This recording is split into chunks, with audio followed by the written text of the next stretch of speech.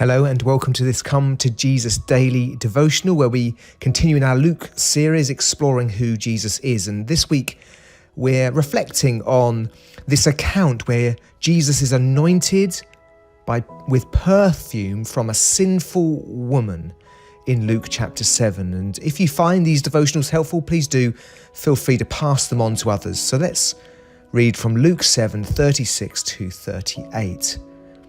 When one of the Pharisees invited Jesus to have dinner with him, he went to the Pharisee's house and reclined at the table. A woman in that town who lived a sinful life, which, by the way, is probably reference to her being a prostitute, when this woman learned that Jesus was eating at the Pharisee's house, she went there with an alabaster jar of perfume. As she stood behind him at his feet, weeping, she began to wet his feet with her tears. Then she wiped them with her hair, kissed them, and poured perfume on them. Today we're reflecting on the idea that Jesus celebrates over all who come to him.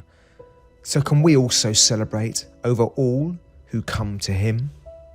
Luke in his gospel has this great emphasis on welcoming outsiders and the unexpected. In this chapter, we've seen him healing the servant of one of Israel's oppressors as he heals the servant of the Roman centurion.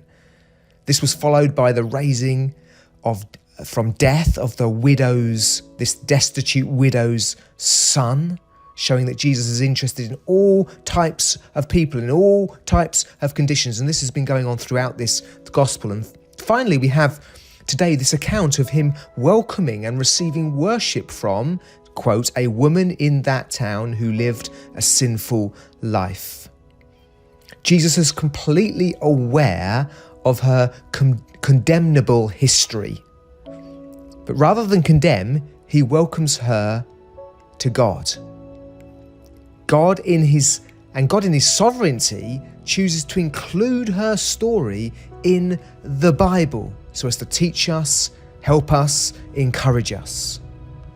This is a wonderful promise and challenge to all of us, isn't it?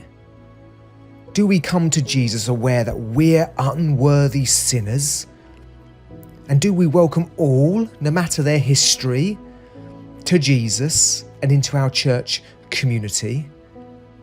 To those who are scathing of Jesus' seemingly permissive attitude to sin and to sinners as he accepts this woman, he uses a parable about two debtors to challenge and correct their attitude. He says, when the Pharisee who had invited him saw this, he said to himself, if this man were a prophet, he would know who was touching him and what kind of woman she is, and that she is a sinner.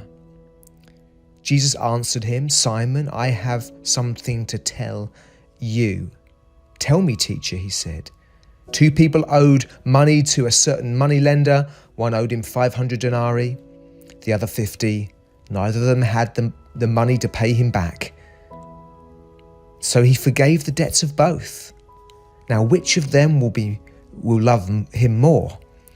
Simon replied, I suppose the one who had the bigger debt forgiven. You have judged correctly, said Jesus.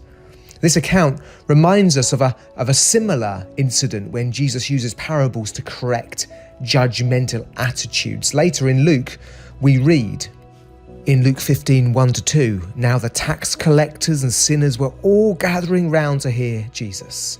But the Pharisees and the teachers of the law muttered, this man welcomes sinners and eats with them. Again, to this self-righteous and condemning attitude to sinners coming to him, Jesus gives them 3 parables of the lost sheep, the parable of the lost coin, the parable of the lost son. And these 3 parables and this account of the woman anointing him with oil test our attitude and correct us so as to celebrate all, no matter their backgrounds, who come to Christ. And it also releases us to come to Christ no matter our failure and shame, as he declares over all who come to him. In Luke 15:3-32, we read, rejoice with me, I have found my lost sheep. Rejoice with me, I have found my lost coin. Let us have a feast and celebrate, for this son or daughter of mine was dead and is alive again. He or she was lost and is found. So they began to celebrate. So in response, Jesus celebrates over all who come to him. And so can we also celebrate over all who come to him? How can we show our overflowing welcome and hospitality to every kind of person who is exploring faith or who is joining our churches? God bless you.